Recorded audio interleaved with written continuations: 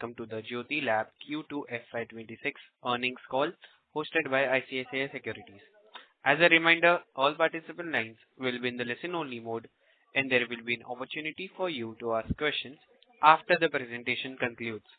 Should you need assistance during the conference call, please signal an operator by pressing star then zero on your touchtone phone.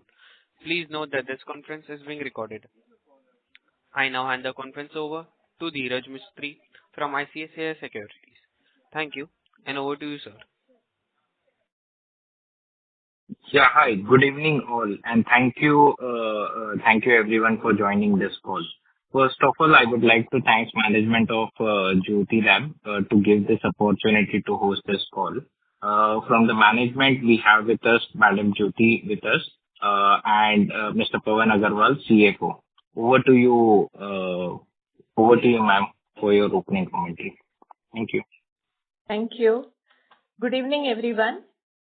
Thank you for joining us for Jyothy Lab's Q2 FY26 earnings call. Our financial results and investor presentation are available on our website and the stock exchanges, and I hope you have had the opportunity to go through them. The operating environment in Q2 was mixed. While the quarter started on a positive note, the GST rate revision announced by the government in September 2025 caused some disruptions in the marketplace. As a result, growth in the September quarter was nearly flat as the distribution network adjusted to the new GST structure. However, the early demand signals are encouraging as we have begun quarter 3. During the quarter, the government implemented a revised GST rate structure for several daily essential categories. For Jyothy Labs, this included key products within our personal care portfolio, such as toilet soaps and toothpaste, which together account for around 11% of our business. The benefit of lower GST has been fully passed on to the consumers through revised pricing, and the change remains cost neutral for the company. This transition led to temporary disruption across trade channels as distributors and retailers adjusted to the new rate structure and refreshed inventory with revised prices. We continue to believe that a broad-based consumption recovery is underway, aided by supportive fiscal measures, tax rationalization, and stable macroeconomic conditions. We expect the demand environment to strengthen gradually through the second half of the year. Across channels, general trade remained subdued, while modern trade, e-commerce, and quick commerce maintained double-digit growth, led by strong performance in fabric care and dishwash. Let me now turn to the performance of our key segments. In fabric care, both main wash and post-wash delivered an encouraging performance. Value growth was 6.1% and volume growth was in high single digits. Liquids more than doubled year-on-year, driven by strong performance from Henko, Ujala, More Light, and Mr. White. Detergent powders and bars maintained their momentum. New launches made in the past few months have been well received and are delivering sales in line with expectations. We also introduced Dr. Wool, expanding Jyothy Lab's fabric care portfolio into a premium niche and strengthening its presence in special garment care. The dishwash segment volumes grew 3.4% despite a 3.8% value decline, driven by price corrections and grammage offers on bars. Liquid continued to outperform bars. The performance of personal care segment was impacted by the GST transition in September. We expect the segment to normalize and return to growth in H2. In household insecticides, the growth remained muted as we continue to focus on profitability improvement over the next 4 to 6 quarters. New product formats such as Maxo aerosols and anti-mosquito rackets are showing early traction. The medium-term focus remains on driving efficiency and turning around the category. In summary, despite short-term disruptions from the GST transition, our fundamentals remain strong. Rural demand trends are encouraging, premium segments are expanding, and modern trade and digital channels continue to gain share. We remain confident of delivering steady, broad-based growth in the second half of FY26. Now coming to our financial performance, revenue from operations for Q2 stood at 736 crore. reflecting value growth of 0.4% and volume growth of 2.8% year-on-year.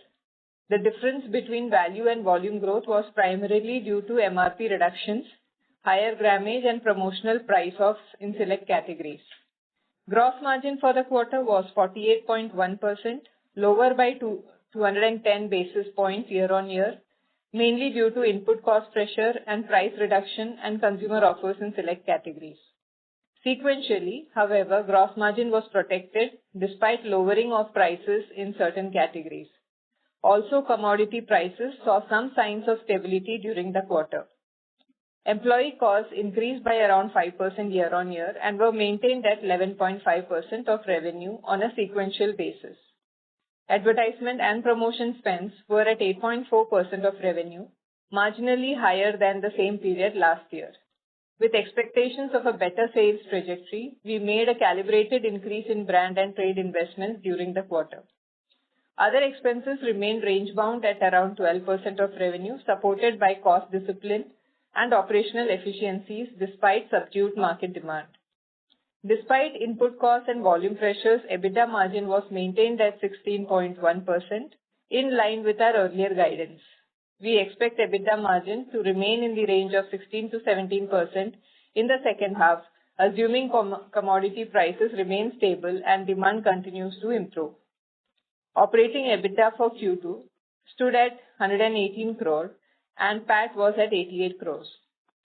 For the half year ended 30th September 2025, revenue from operations was a little over rupees 14,187 crore, representing 1% value growth and 3.2% volume growth. Fabric care and dishwash segments delivered mid to high single-digit volume growth during the period. Gross margin for H1 stood at 48% compared to 50.8% in H1 last year, while operating EBITDA margin was 16.3% against 18.4% in the previous year. The effective tax rate for the half year ended was 25% compared to 24.2% of FY25 and is expected to remain in the range of 24 to 25% for FY26. Net working capital stood at 22 days as of 30th September 2025 compared to 19 days as of 31 March 2025. The temporary increase in working capital was due to a shift in channel mix with a larger share of business now coming from modern trade, e-commerce and quick commerce, where credit cycles are longer than in general trade. We expect net working capital to normalize around 18 to 20 days in the medium term. Net cash generations from operations improved to 196.5 crore compared to 188.9 crore last year. With a strong cash balance of rupees 801 crore and zero debt, the company remains well positioned to fund growth and invest in innovation. We remain cautiously optimistic about a gradual improvement in demand and further stability in commodity prices. Our focus remains on profitable and organic growth, strengthening core categories, invest in innovation, and scaling up new product launches. I would like to take this opportunity to thank our teams for their continued commitment, our trade and distribution partners for their support, and our investors for their trust and engagement. We appreciate your time today and look forward to your questions. Thank you. Thank you very much. We will now begin the question and answer session. Anyone who wishes to ask a question may press star and 1 on their touchtone phone. If you wish to remove yourself from the question queue, you may press star and 2. Participants are requested to use handsets while asking a question. We will wait for a moment while the question queue assembles.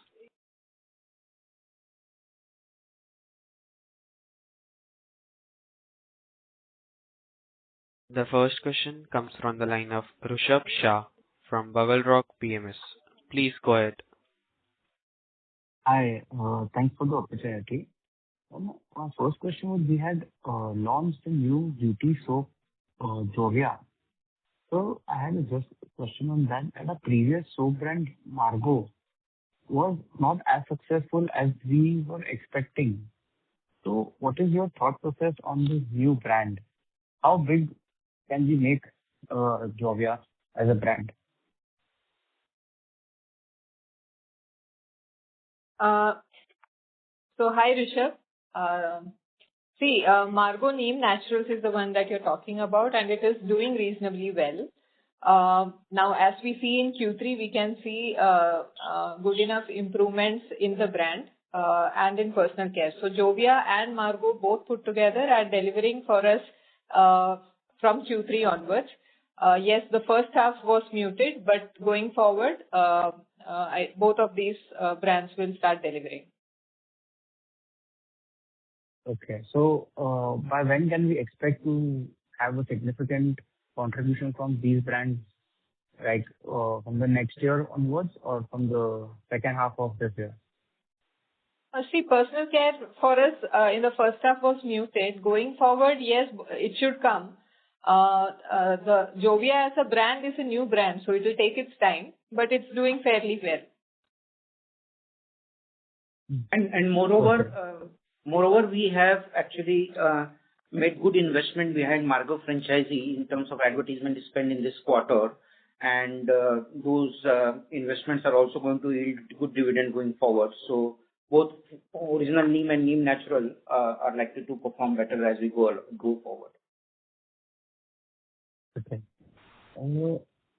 Yeah. So my next question was, what, in terms of some product category, we have not been as much successful on the national level in some of the product categories.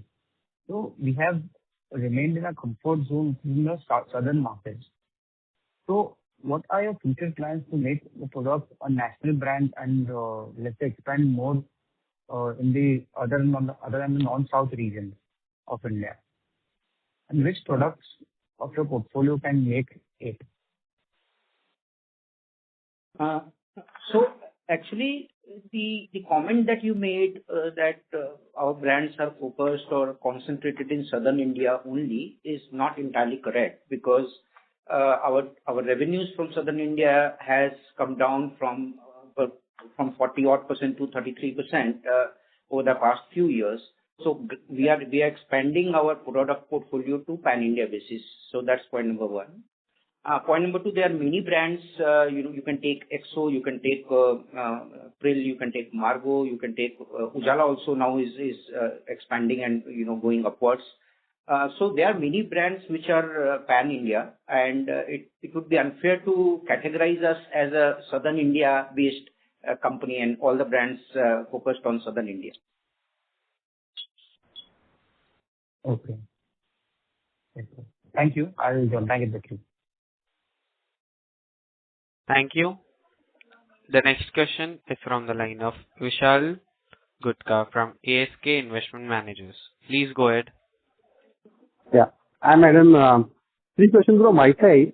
First question on the aspiration for revenue growth for second half as well as FY27.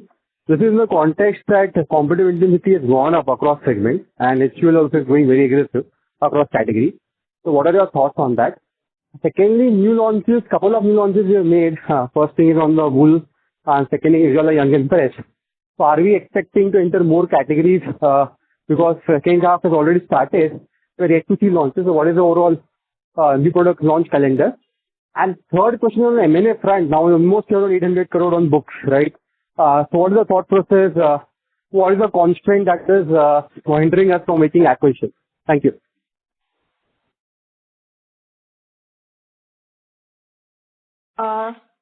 Vishal. So second half, yes, it is a very competitive market.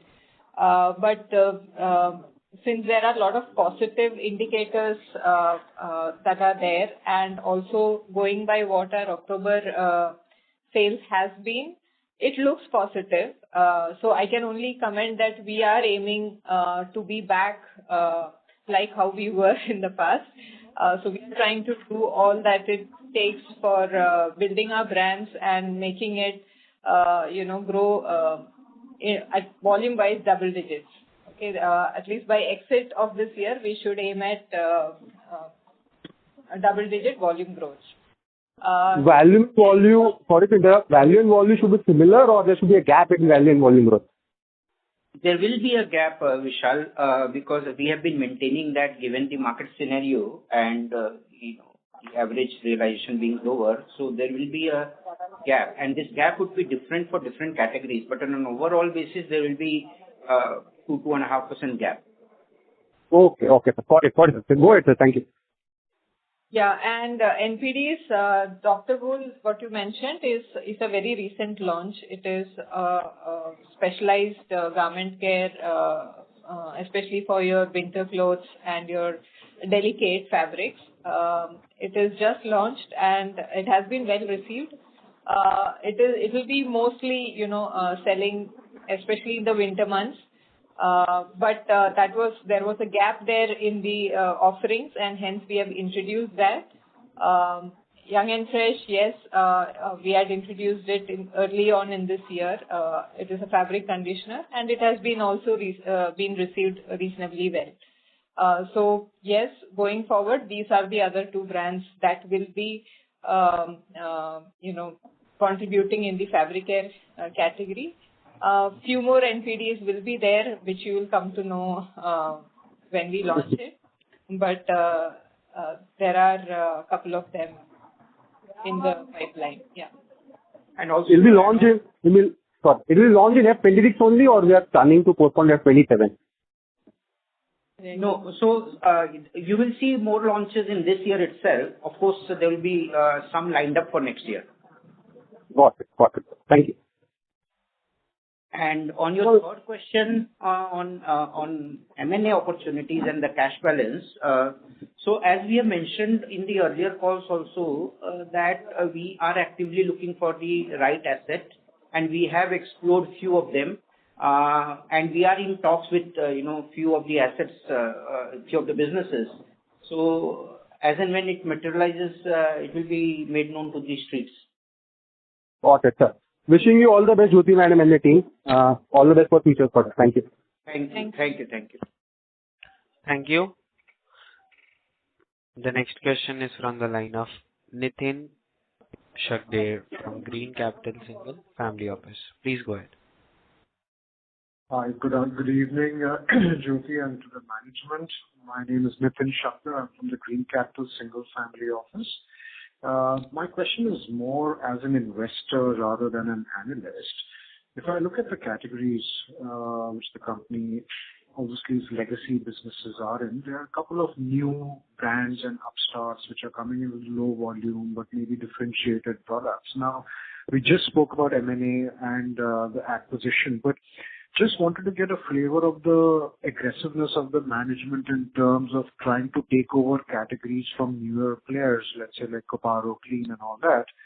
And just wanted to get a sense of how the company is envisaging growth, one through organic and inorganic means, because it's obviously sometimes easier or less expensive to take over a brand rather than build a brand from scratch, at least in terms of the premiumization strategy. Just a little flavor on that would be nice. Thank you. So thanks, Nitin, for this question. It's a classical debate of make or buy. And, as I mentioned, we are looking at assets which actually complement us, and the adjacent categories, and the asset which we are able to, leverage on our strengths. So it will be a combination of all these factors. And we believe that we have huge runway available in terms of our existing categories for organic growth. So in terms of future growth, it will be a combination of both organic and inorganic. Yeah, I mean, I understand that. But what I was coming to was that more in terms of slightly higher growth than the category of the market, which is consistent, and Jyothy for the many 10, 15 years has been on consistent growth categories. But how does a brand take the leap forward and not risk newer competition coming in and eating in margins? Just, it's a classic case of a investor trying to decode the long-term runway of a company, not so much in terms of analysis or percentages and quarterly margins that the company very well knows. So just sort of a discussion on that. Yeah. So Nitin, the only way to build any brand for us, quarter-wise is not something that even we are focused. We are more here for the long term. And that's why you see consistent investment, be it ad spends, be it innovations, and the kind of R&D that pipeline that we have developed, and some of the launches that you will see in the coming years is something that we are already preparing. And we, to say that we actually don't need an acquisition in that sense. We have enough, to grow organically with our current brands and the pipeline that we have. But having said that, to fast track growth and to have even more aggressive this thing is where the acquisitions will help. But yes, we have few things lined up with differentiated offerings, and that should be able to do the fair contribution to in the coming years. So that's what we are expecting, and let's see where it takes us. Okay, ma'am. All the best and all the best for quarter 3 and quarter 4. Thank you. Thank you. Thank you so much. Thank you. The next question is from the line of Umang Shah from Banyan Tree Advisors. Please go ahead.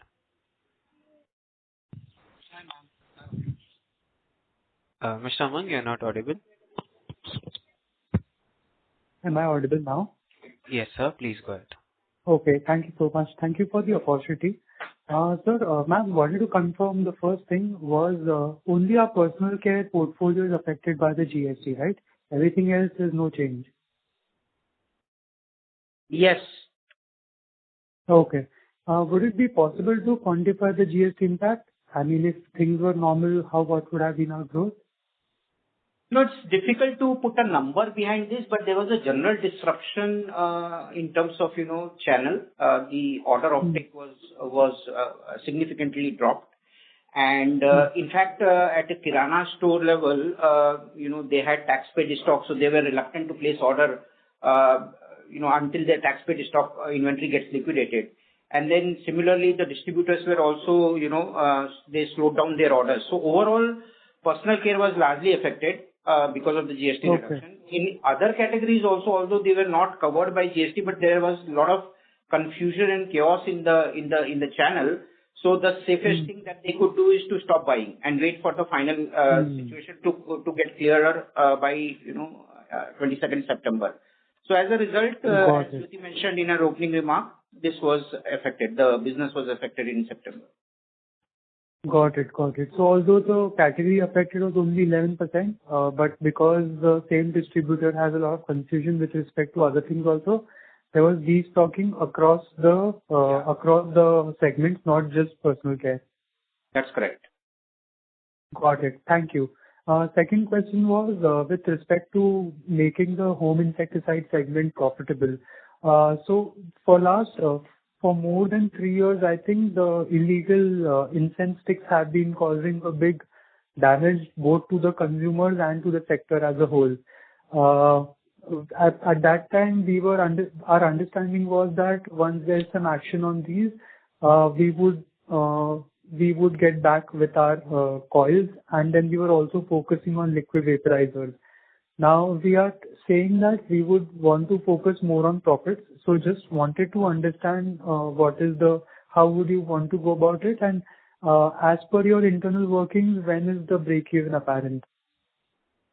So in HI segment, our stated position is that we are focused on turning around this segment, and we are not intending to lose more money behind coils, and that's a conscious call we have taken.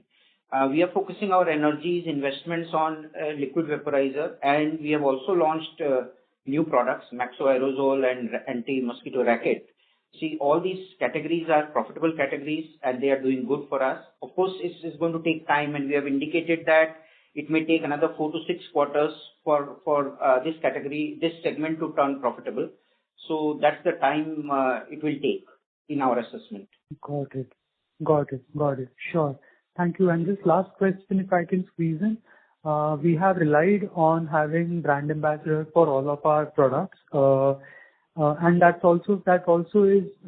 makes a lot of sense because we have a rural-focused distribution or products also. Just wanted to pick your brain on in last 1 year, have we done a different kind of an activation through social media or something? And how have been the results? And going forward, how would you allocate your spends towards digital?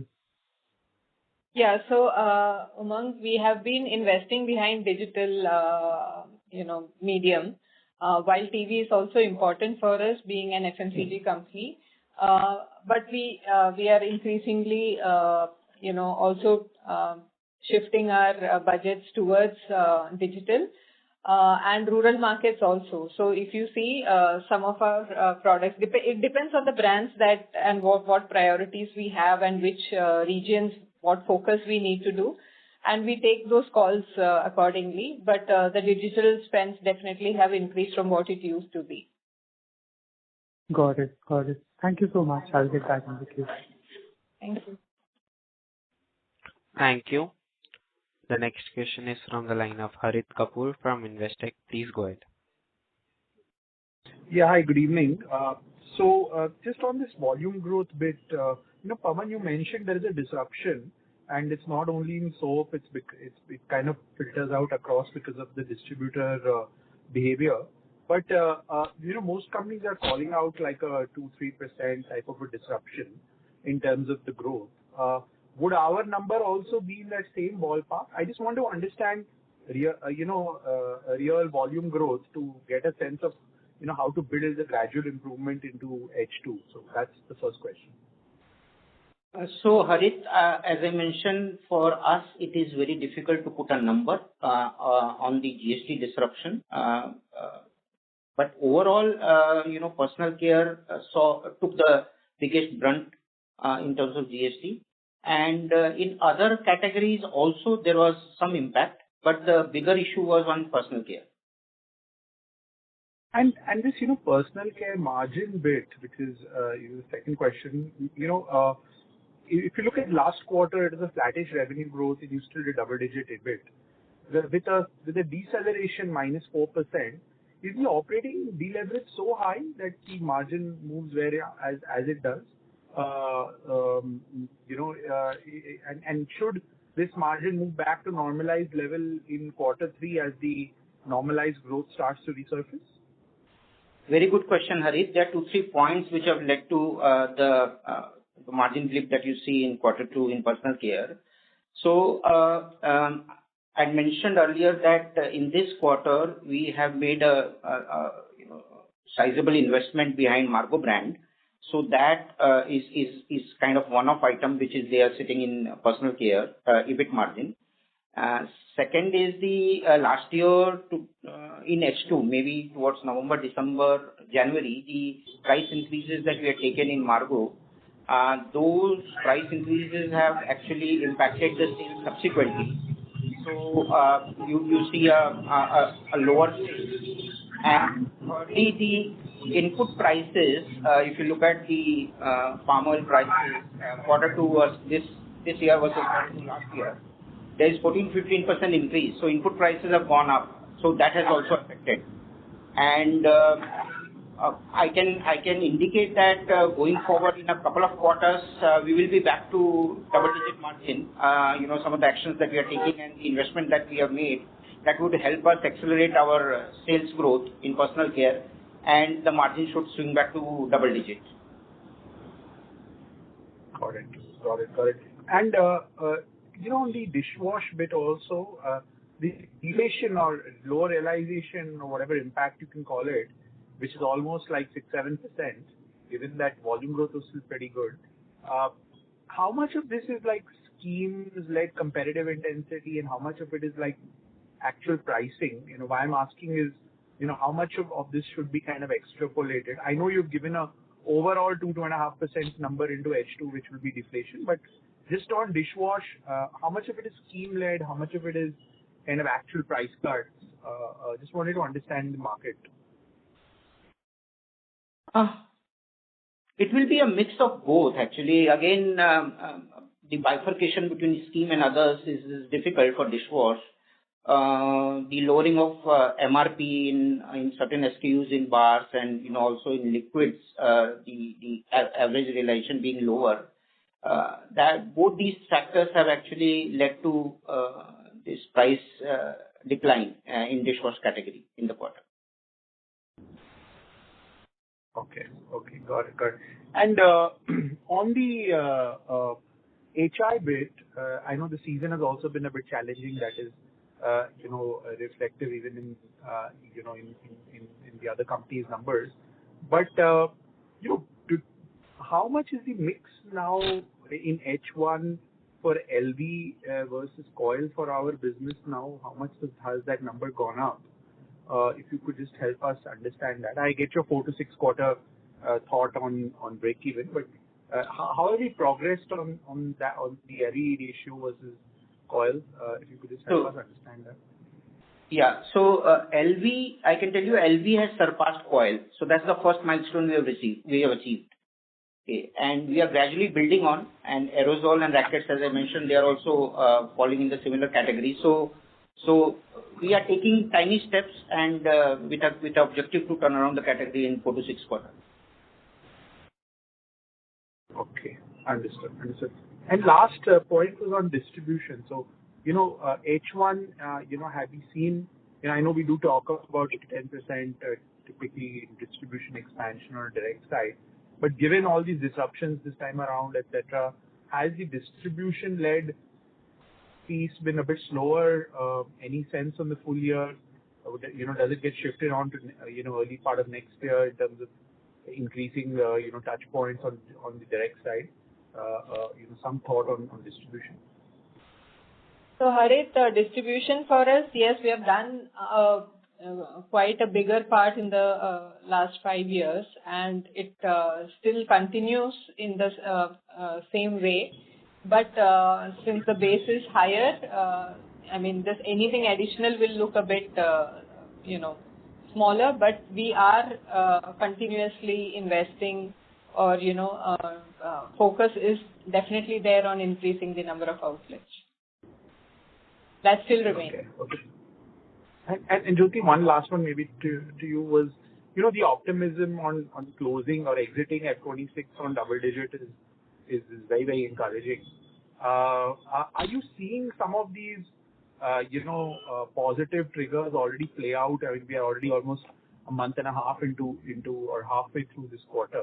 So does your optimism also stem from what you're already seeing on the ground? And maybe that coupled with maybe the innovation pipeline, is that the way to think about it? Yes, definitely. I think we are happy that our new NPDs have been received well. We'll continue to focus on building those brands, and we also have few things in the pipeline, which obviously eventually you'll come to know. But yes, our focus is there on the fabric care category and on other categories as well. But yes, the launches have been more in the fabric care this time. So yes. Got it. I'll come back if I have more. Thank you. Wish you all the best. Yeah, sure. Thanks. Thank you. The next question is from the line of Rishabh Shah from Bugle PMS. Please go ahead. Hi, thanks for the opportunity again. So, as we've read that Jyothy's edge has been created around retail services with a personal touch to both distributors and to the retailers. So these distributors and retailers, when they are in bad times in terms of... Sorry, your audio is not clear. We are not able to understand. Operator, can you just check that line? Mr. Rishabh, could you please repeat your question and use your handsets only? Yeah, am I audible now? Yes, please go ahead. Yeah. So, as we read that Jyothy's edge has been created around retail servicing with a personal touch both to distributors and to retailers. So these distributors and retailers, when they have bad times in terms of inventory, let's say the payment is not on time and some other problems. So how do Jyothy as a company to help them in such times? Rishabh, one is we do business on cash, and only if they are able to do that is what. So if you see, we don't give credit in the market, especially you're talking about general trade. Most of our, country distributors, we don't extend credit, and we do business only as much as they can actually fund. So there's nothing beyond that we do. But yes, there is a personal touch. There's a relationship that our field staff has built over the years, and they know that we service them well. So that is the understanding. It's all based on trust. So yeah, that's about it. Nothing more. So next question, how is Jyothy Labs a different organization than the other FMCG companies or other competitors in terms of hiring employees, the work culture, and maintaining relationship with these distributors? No, as Jyothy said, our focus has been to our relationship with the channel, whether it is distributor or retailers, has been very deep. We service them on time in full. Our endeavor is to get the products up to the consumer using the distribution channel. So the service is the differentiator. Second is the value that they get for various brands that we sell and the price that they pay. So this is another aspect. Thirdly, the culture that we have built in the system is in our business, it's a clean sales. So we don't extend credit and overdue, and then all of that in general trade, which is a sizable part of our business. So we don't get into that kind of situation. So the culture remains clean. There is unwanted pressure is not there on these hygiene factors on the sales force for a large part of our business. So I think these are the things which we believe that these are unique propositions from our side to the market. Okay. Just last question. So as you say, you are spending more on the rural side for some brands. Just wanted to know what was the contribution from the rural area towards our revenue, let's say 3 to 4 years back versus now? 40%, Rishabh. So right now it's 40%. And what was it 3 to 4 years back? It remains more or less similar. Okay. So as you're spending more on the rural side, but the contributions remain more or less similar to our top line. Yeah. Okay. Thank you. Thank you so much. Thank you. The next question comes from the line of Senthil Manikandan from iThought PMS. Please go ahead. Hi, good evening. Just a couple of questions from my side.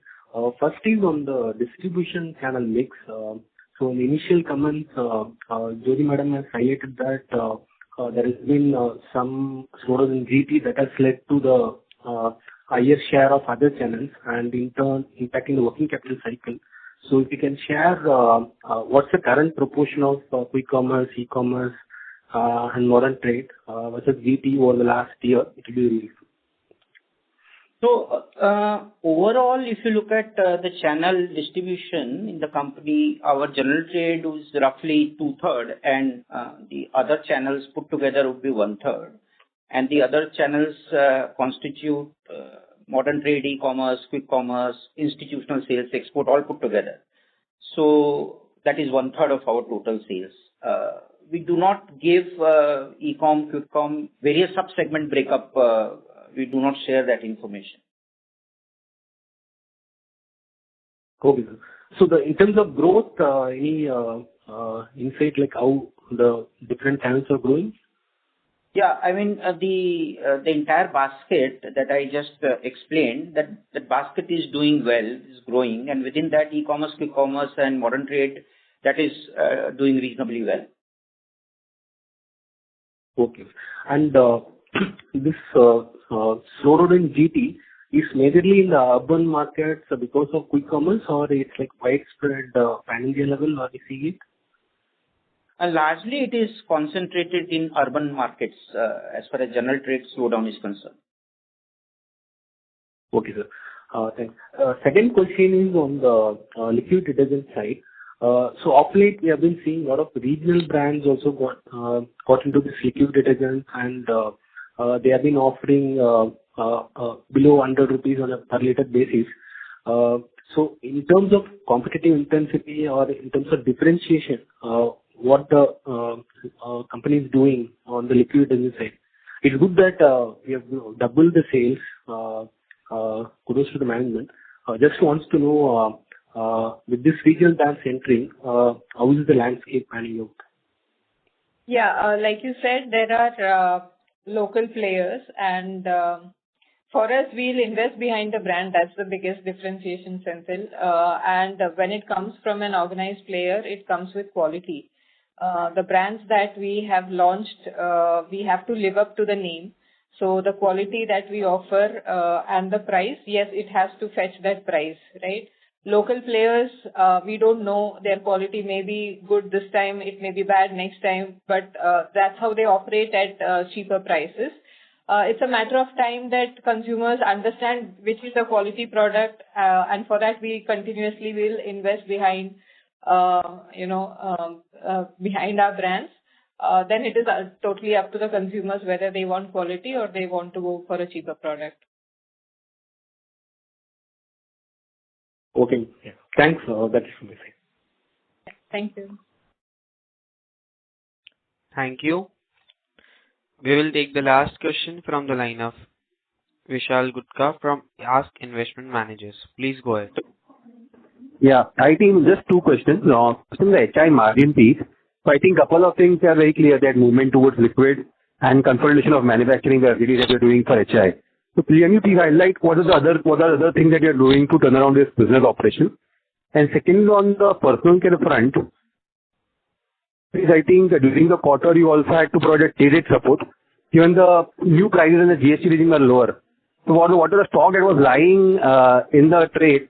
You had to provide some support. That was one of the reasons for declining margins. So on the first point, HI, there are a lot of actions which are happening, and it's a plan on which we are working. At this stage, we'll not be able to disclose what exactly we are doing at the back end. So it's a combination of actions that we are taking on the product subcategory, which is coil and liquid, and then pricing, and then the scheme, and then back end operations. So it's a combination of a lot of factors, and we are working on that. And second, can you repeat your second question, please, Vishal? Yeah, for the Margo, since the prices were lower under the new GST regime, right? So whatever the stock that was lying in trade, so you were supposed to provide a trade support because of difference in the prices, whether it's new and old. No. So when we sell to distributors, they had purchased at 18% earlier, and when the new rates came in, the rate became 5%. So actually, they are having 13% advantage. They are having that input credit which they can utilize. So there was no question of providing any support to distributors. Got it. Thank you so much. Thank you. Thank you. Thank you. In the interest of time, this was the last question for today's conference call. I now hand the conference over to the management for closing comments. Over to you, sir. Thank you, Neeraj, and thank you, operator. Thank you all the investors for your continued interest in Jyothy Labs Limited. Have a pleasant evening ahead. Thank you. Thank you, sir. On behalf of Jyothy Labs and ICICI Securities, that concludes this conference. Thank you all for joining us, and you may now disconnect your lines.